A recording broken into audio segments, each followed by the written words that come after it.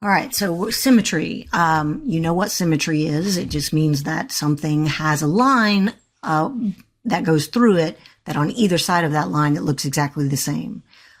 So symmetry with respect to the x-axis just means that a graph looks exactly the same above the x-axis as it does below the x-axis. And so any point on the graph that is above the x-axis, so it has a y value above the x-axis, will have the exact same y value below the x-axis, so the opposite y value when x is the same. All right, symmetry with respect to the y-axis means that a graph has the y-axis going right through the middle of it. It looks the same on either side. And so for every point to the left of the y-axis, the x-coordinate will have another point on the opposite side that looks exactly like it, except the x-coordinate will be opposite. And then for symmetry with respect to the origin, it just means that for every point on the graph, the point that has the opposite coordinates will also be on the graph. And just to make sure that you understand what I mean by symmetry with respect to the origin, by looking at the graph, it just means that if you spin the graph 180, it will look the same as it did to begin with. That's how you can tell from looking at the graph that it's symmetric with respect to the origin. But how can you tell from the equation? Just looking at an equation, how can you tell if a graph is symmetric about the x-axis or the y-axis or the origin? Well, for a graph to be symmetric with respect to the y-axis, you have to substitute negative x for x and then see if the function is exactly the same as it was to start with, if the equation doesn't change. All right, to see if a graph, an equation of a graph is symmetric with respect to the x-axis, you substitute negative y for y in the equation and see if the equation stays the same, if it looks exactly the same as it did to begin with. Then you'll know that the function is symmetric about the x-axis. So it's a little opposite of what you would expect just by looking at the letters. When it's symmetric with respect to the y-axis, you check for substituting negative x for x. When it's symmetric about the x-axis, you check by substituting the negative y for y. And then for a graph to be symmetric with respect to the origin, you have to substitute both negative x for x and negative y for y and see if the equation stays the same. Okay, so let's look at examples. You have test y equals the absolute value of x. We're going to test that function and see if it is symmetric, how it is symmetric. Okay, we can remember what that function looks like. It looks like a V, and so we would assume that it is symmetric about the y-axis. So let's just check and see what we get. So if we test for symmetry with the y-axis, we're going to replace x with negative x. So y equals the absolute value of negative x, and that does equal y equals the absolute value of x, because it doesn't matter what the sign on x is. If that's inside the absolute value sign, the answer is going to be positive no matter what you do. It'll be the same as the absolute value of x. So this does let the equation stay the same if we replace x with negative x. And so this is symmetric about the y-axis.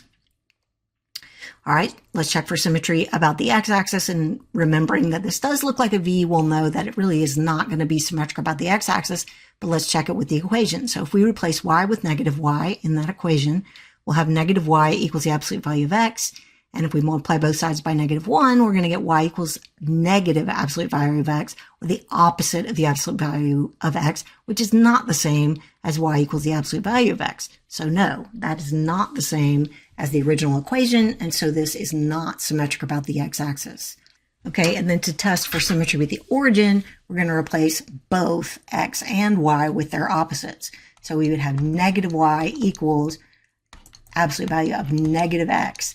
And that's going to give us negative y equals the absolute value of x, because we said before the absolute value of negative x is the same thing as the absolute value of x.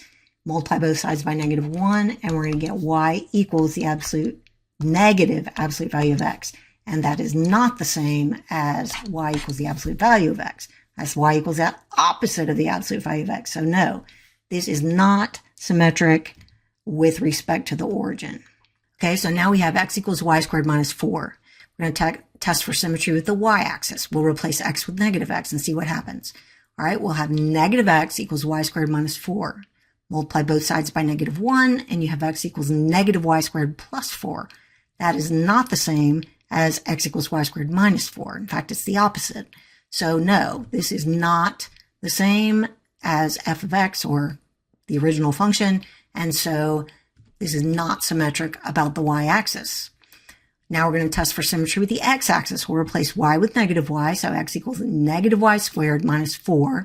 And so if we have negative y, in parentheses, squared, that is the same thing as y squared. So we get x equals y squared minus 4, which is the exact same as the function we started with. So yes, this is the same, and so it is symmetric about the x-axis. And then if we look for symmetry with the origin, we can replace x with negative x and y with negative y, and we get negative x equals negative y, in parentheses, squared minus 4. So negative x equals y squared minus 4, which is actually what we had up here. And so, well, here. And so if we multiply both sides by -1, we have x equals negative y squared plus 4. So no, that is not the same as the original equation. So this is not symmetric about the origin. All right, let's try this one. X squared plus y squared equals 9.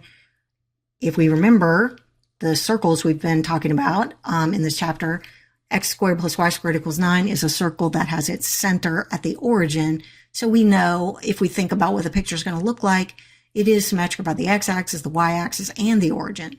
So we can test the equation if we didn't know what that graph looks like. You can try negative x for x. We'll have negative x, in parentheses, squared plus y squared equals 9. And that just is the same as x squared plus y squared equals 9. And so yes, it is symmetric about the y-axis. If we replace y with negative y, we're going to have x squared plus negative y, in parentheses, squared equals 9. And that is the same as x squared plus y squared equals 9. And so this is symmetric about the x-axis. If we test for symmetry with the origin, we replace x with negative x and y with negative y. We're going to have negative x, in parentheses, squared plus negative y, in parentheses, squared equals 9, which is exactly the same as the original function. And so yes, it is symmetric about the origin. Okay, even and odd functions. All right, we call a function even if f of negative x is equal to f of x for all x in the domain of f. In other words, when a graph is symmetric about the y-axis, when you replace x with negative x and the function doesn't change, we say that is an even function. When you have a function that is an odd function, when we call it an odd function, is when f of negative x is equal to negative f of x for all x in the domain of f. And that is when the graph is symmetric with respect to the origin. That is when you put in negative x to the function, you get negative y. That means that we call it an odd function. Now, when a graph is symmetric about the x-axis, it is not a function. So we don't call it anything. We don't call it a certain kind of function because it's not a function. When a graph is symmetric about the x-axis, that means that the vertical line test won't work on it because it'll hit the graph more than once when you do a vertical line test. So that's not even a function. And that's why we don't talk about graphs that are symmetric with respect to the x-axis when we're talking about functions, because those things are not functions. So if you look at these pictures, the first graph is symmetric. Just by looking at it, you know it's symmetric about the origin, because if you spin it 180, it looks exactly the same, and we call that an odd function. For the second function, you can see by looking at it that it's symmetric about the y-axis, and so we call that an even function. For the third graph on the right, that is not symmetric about the origin, and it's not symmetric about the y-axis. So it is neither even nor odd. If we're looking at the equation of a function and we want to determine if it's even or odd, we do it the way we would do it to find out if it's symmetric about the y-axis or the origin. So for this equation, f of x equals negative 2x to the fourth plus 5 times the absolute value of x, we test for symmetry with the y-axis by replacing x with negative x. So we look at f of negative x and see if it equals f of x. So put in negative x wherever you saw an x. And so you get negative 2x to the fourth plus 5 times the absolute value of x. So it is the same as the original function. And so therefore it is symmetric about the y-axis And so we call it an even function. Now, we know that if a function is even, it is not odd. So we can just say not odd for this one. So a function can't be both odd and even. All right, now we have g of x equals 4x cubed minus x. If we test this for symmetry with the y-axis, we replace x with negative x. So we say g of negative x and see what that equals. We know that negative x times negative x times negative x is negative x cubed. So we would get 4 times negative x cubed plus x, and that is negative 4x cubed plus x. And so that is not the same as 4x cubed minus x, our original function. And so no, that is not going to be even.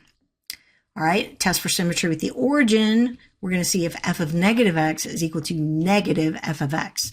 So g of x, g of negative x is just exactly what it was when we tried it a minute ago. And that is 4 times negative x in parentheses cubed minus negative x. And if we multiply that out, we get negative 4x cubed plus x, which is the opposite of the original function. So g of negative x is equal to negative g of x, and therefore this is symmetric about the origin, and so it is odd. All right, let's look at h of x equals 2x squared plus x. We'll test for symmetry with the y-axis by replacing x with negative x. So we'll have h of negative x is equal to 2 times negative x parentheses squared plus negative x, and that is equal to 2x squared minus x, which is not the same as 2x squared plus x, our original function. So that doesn't equal h of x, and so this is not even. If we test for symmetry with the origin, we replace x with negative x, and we get 2x squared minus x, and that is not the opposite of h of x.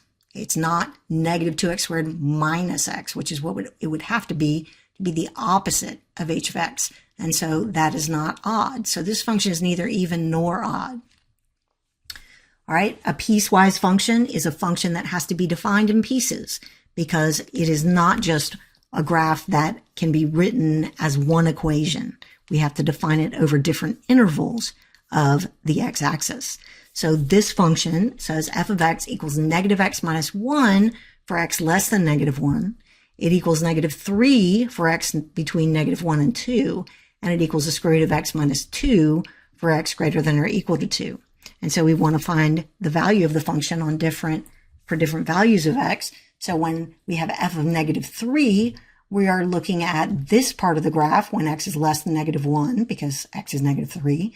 And during that interval, anytime x is less than negative 1, the function acts like the line f of x equals negative x minus 1. And so the value of that function at negative 3, we would plug it into that equation. So it would be negative 3 minus 1, which is 3 minus 1, which is 2. And you can see that on the graph. When x is negative 3, the function has a value of 2. F of negative 1 happens when x is between negative 1 and 2. And so that always has the value f of x equals negative 3. It's always negative 3 in that interval. And so there it is right there, negative 1, negative 3.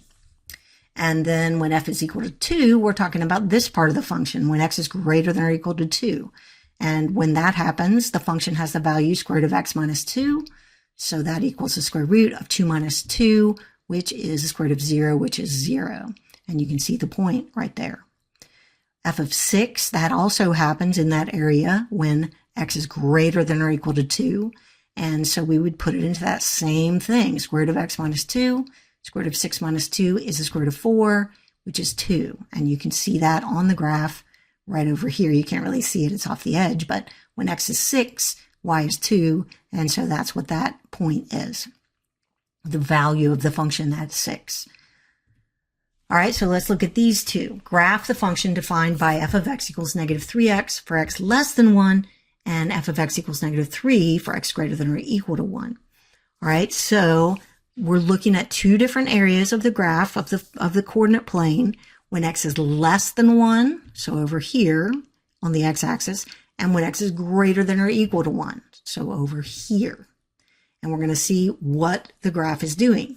So we're going to look at the green part first. We're going to look at the area where x is greater than or equal to 1. All right, so what's happening there? When x is greater than or equal to 1, the function has a value of -3. That's it. It's always -3. So when x is 1, it's -3.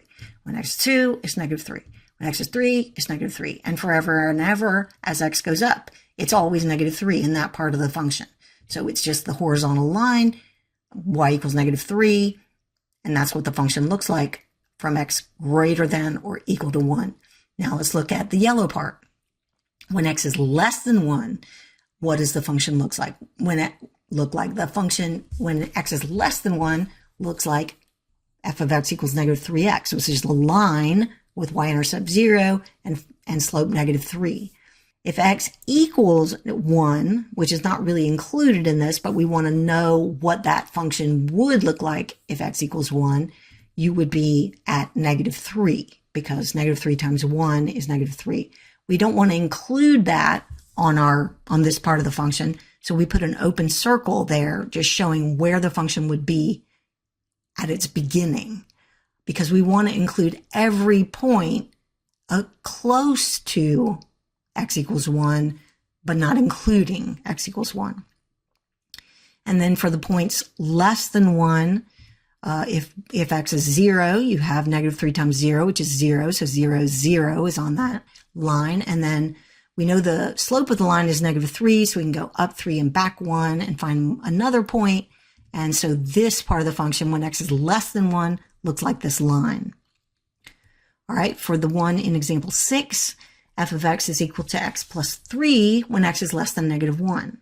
So in that part of the function, we're talking about the places where x is less than -1, so this area. And then for the second part of the function, x squared for x between -1 and 2. So this part of the function is right here. So let's look at what's happening. In the green part of the function, when x is less than -1, we do want to put an open circle when x equals -1 for that particular function. So when x equals -1, that function, x plus 3, would have a value of 2. And so we're putting an open circle there just to show that we want all the points to the left of that, but we don't want to include that value of x. So we know that this is going to be a line, x plus 3, f of x equals x plus 3, with y-intercept 3 and slope 1. So we can use that slope of 1, go backwards and down 1. We can go another backwards and down 1 for the slope, and we get this line, y equals x plus 3, for the values of x less than -1. And then as x goes from -1 up to 2, not including 2, we have the function f of x equals x squared, which is a parabola. And so at x equals -1, we're going to have -1 squared, which is 1. So the point -1, 1 is on this parabola. And then the point 0, 0 is on the parabola, and 1, 1. And so not including x equals 2, which would have a value of 4. And so we're putting an open circle there. So from x equals -1 to 2, we have this parabola for this function. Okay, so we're looking at the greatest integer function. So graph the greatest integer function, f of x equals greatest integer less than or equal to x. So if x is -1.7, we'll just go ahead and graph some points. So when x is -1.7, we are looking for the integer, greatest integer, less than or equal to -1.7. And that's going to be -2. And so -1.7, -2 is on this graph. The greatest integer less than or equal to -1 is just -1. So the greatest integer function of an integer is that integer itself. So -1 is going to be on this graph. Now -0.6. The greatest integer less than or equal to -0.6 is -1. So you're looking for the integer that is just less than whatever that number is. So it's the integer you would find if you go to the left on the number line. The first integer you come to, that's the greatest integer less than or equal to whatever your number is. unless it's an integer, and then you just stay there. So for negative 0.6, the next integer down from that is negative 1. So the point negative 0.6, negative 1 is on this graph. If x is 0, the greatest integer less than or equal to 0 is itself 0. At 0.4, we're just above 0, and so the greatest integer less than or equal to 0.4 is 0. So the point 0.40 is on this graph. If x is 1, the greatest integer less than or equal to 1 is just 1. So the point 1, is on this graph. At 1.8, we're talking about the integer that is just less than 1.8. It's less than the next integer down, so 1. I'm just stressing this because sometimes it's hard to understand when I just say it really fast. So 1.8, the greatest integer less than or equal to 1.8 is 1. So the point 1.81 is on this graph. When x is 2, the greatest integer less than or equal to 2 is itself 2. For 2.5, the greatest integer less than or equal to 2.5 is still 2. So the point 2.52 is on this graph. Okay, so you can kind of see what's happening here. This looks like little stair steps, because whenever you hit an integer, you stay on that integer until you get to the next integer for your y value. So if you look at, say, when x is negative 1. When x is negative 1, y is negative 1. And for all these x values in here, it just keeps staying negative 1, negative 1, negative 1. It doesn't change, because for all those x values there, the integer that is less than or equal to them is negative 1. So the function stays at negative 1 until you get to 0 on the x-axis, and then the greatest integer value of 0 is 0. So once you get to 0, that stair step stops, and you hop up to the next stair step where all the x values here just always have the value 0 for their y value, because the greatest integer less than or equal to 0.1, 0.2, 0.3, all those have a greatest integer value of just 0, because it's the next integer down from whatever that thing is. So you keep staying at the same y value until you get to x equals 1, and then the y value jumps up to 1, because the greatest integer less than or equal to 1 is 1. So you have an open circle here, and you hop up here, and now for all the x values between 1 and 2, you stay on the integer 1 until you get to x equals 2, where you're going to pop up to here. So there'll be an open circle here, and you'll pop up to the next step, and so on. So this is what the greatest integer function looks like. It looks like these stair steps where you stay on the same integer for your y value until you get to the next integer up. Okay, now we're going to look at a piecewise function that goes with a certain real-life situation. All right, a salesperson makes a monthly salary of $3,000, plus they get a 5% commission on sales over $20,000 for the month. So we're going to write a piecewise function to represent the person's monthly income, I of x, in dollars, for x dollars in sales. There's two situations. If they only accomplish $20,000 or less in sales in a month, then they don't get the bonus. They get $3,000. That's their salary, I of x. If they sell over $20,000 in a month, they're going to get 5% commission, which means 5% of the total value of the sales they get over $20,000. So if they sell $30,000 worth of stuff, they're going to get 5% of that extra $10,000 back in their paycheck. So they're going to get the $3,000 they always get plus 5% of that money that they sold, that amount of merchandise they sold over $20,000. All right, so X is the amount they sell. X minus 20,000 is going to be the amount in sales over 20,000. Okay, so what's going to happen? If you make over 20,000 in sales, you're going to get paid $3,000 plus the extra 5% of whatever you sold over $20,000. So the piecewise function is going to look like this. I of X, so your income on X is the amount you sold, the amount of products, the value of the products you sold that month. If, there's two situations, if the amount of stuff you sold is less than or equal to $20,000, meaning you didn't sell over $20,000 worth of merchandise, then you're going to get $3,000. Your income will have a value, your I of X is 3,000 if X is less than or equal to 20,000 in sales. However, if you sell over $20,000 worth of merchandise, if X is more than 20,000, then you're going to get your $3,000 plus 5% of the amount you sold over 20,000. So that's going to be X minus 20,000. So this is your piecewise function. Two situations. You sold less than or equal to $20,000 in merchandise, in which case the function is 3,000. Your income is 3,000. If you sold more than $20,000 worth of merchandise, you still get your 3,000 plus 5% of the value of the merchandise you sold over $20,000 worth. Okay, so we're looking at intervals of increasing, decreasing, and constant behavior in a function.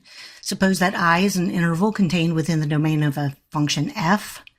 F is increasing on I if f of x sub 1 is less than f of x sub 2 for all x sub 1 less than x sub 2 on I. F is decreasing on I if f of x sub 1 is greater than f of x sub 2 for all x sub 1 less than x sub 2 on I. F is constant on I if f of x sub 1 equals f of x sub 2 for all x sub 1 and x sub 2 on I. That is very complicated sounding, but it really is easy to understand if you just look at a picture. F is increasing. Okay, so this function is increasing. One on the far left is increasing. The reason it's increasing is because as x gets bigger, y gets bigger. So as you go from x sub 1 to x sub 2 in this interval, just this little interval here, and we can talk about any interval on the graph of a function and talk about what the function is doing. All right, so this particular function here is increasing as you go from x1 to x2, meaning that for any x sub 1 that is less than x sub 2, f of x sub 1 is going to be less than f of x sub 2. So as x increases, y increases. That means it's an increasing function on that interval. So that's all that this first sentence here means.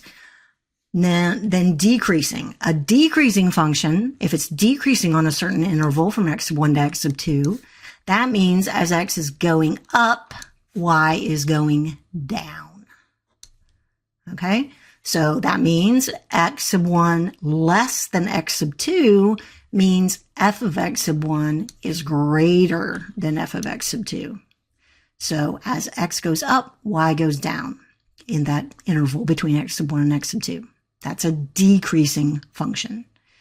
Constant means that as you go from x sub 1 to x sub 2 inside a certain interval, the function doesn't change. It stays the same. Okay, so that is all that these three statements mean. In the first instance, that's an increasing function, decreasing function, constant function on those intervals. Now, functions do all kinds of different things. Some go up and down and all around. So you have to choose an interval to talk about what the function is doing, because you can't always say it's doing this all the time. You can say it's doing this between x sub 1 and x sub 2. This is what it's doing. So we want to talk about functions and their behavior. Okay, so let's just use interval notation to write the intervals over which this function is increasing, decreasing, and constant. All right, so if you look at the graph, what is it doing? As you start on the left, going left to right on the x-axis, as you start at -4 for x, the function is now decreasing. It's going down. As x is going up, y is going down.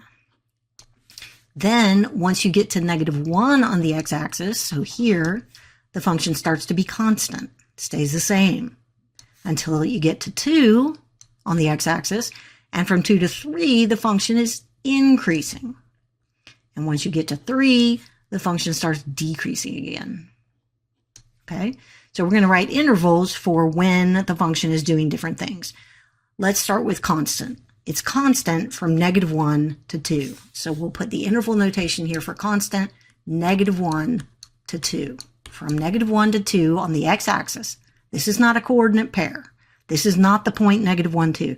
This is an interval. So remember, to know what it means, you've got to know the context. In this context, we're not talking about a specific point. We're talking about an interval on the x-axis. As you go from -1 to +2, the function is constant.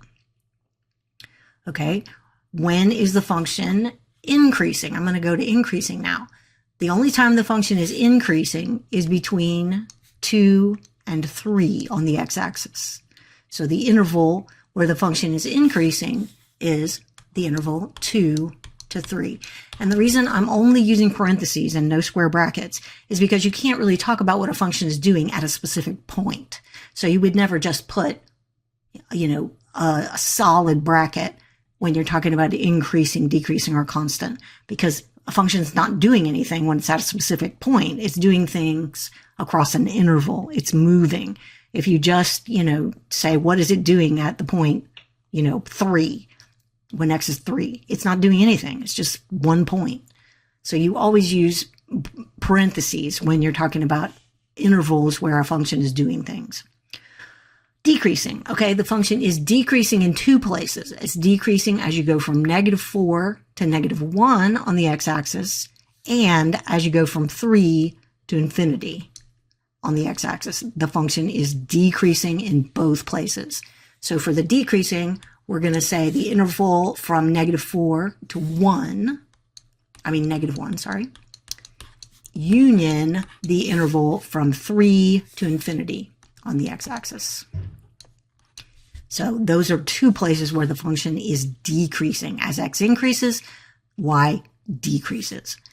Same thing for 3 to infinity. As x is getting bigger and bigger, y is getting smaller and smaller. Negatively, it's going down.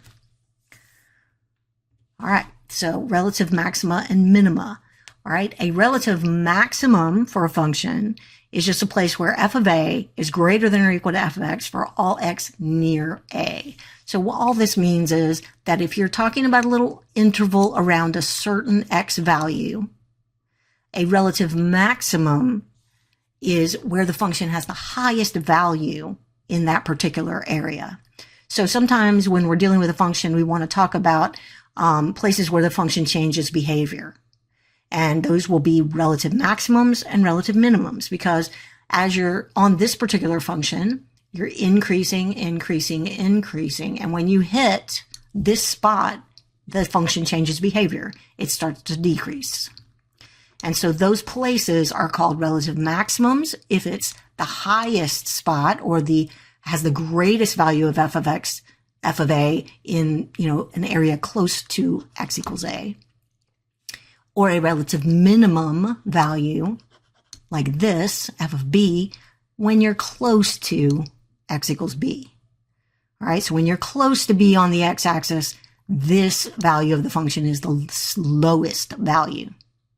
So f of b is less than or equal to f of x, the other points, the other function values near b, when x is near b.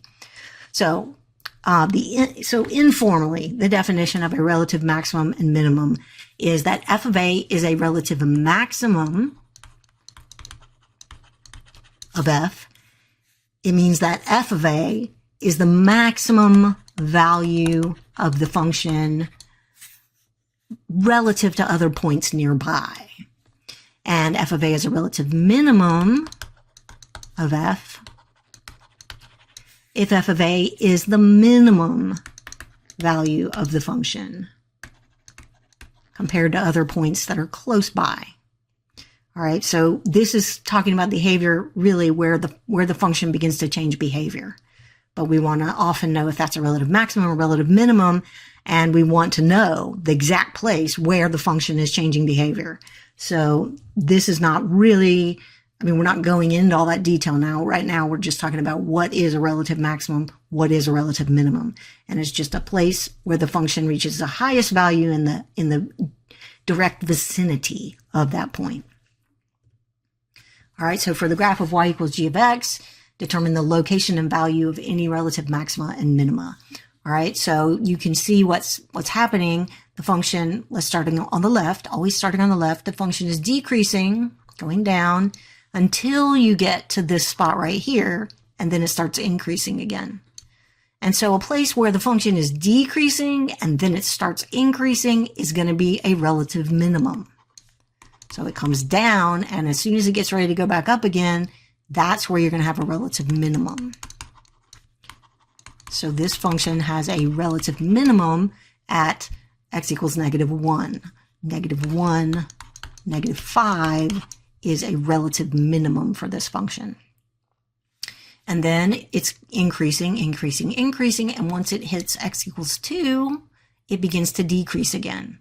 So if a function is increasing and then it switches over to decreasing, we know that we just hit a relative maximum.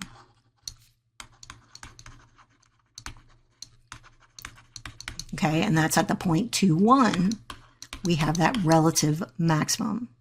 So then the function is decreasing until you hit x equals 4, and then it starts increasing again. So that's another relative minimum. It's a low spot in the function. And that is at 4, -2. So when x equals 4, you have a relative minimum. When x equals 2, you have a relative maximum. When x equals -1, you have a relative minimum at the point -1, -5. One thing I want to make sure we understand is that the location of the relative maximum or minimum, when you see the word location, it means the x value. When you see the word value, that means the y value. So this relative minimum right here, we would say that it is located, the location of it is at -1, and the value of it is -5. So you would say at -1, we have a relative minimum of -5. This is what the words location and value mean. So if you're looking at this relative maximum right here, you would say that at 2, there is a relative maximum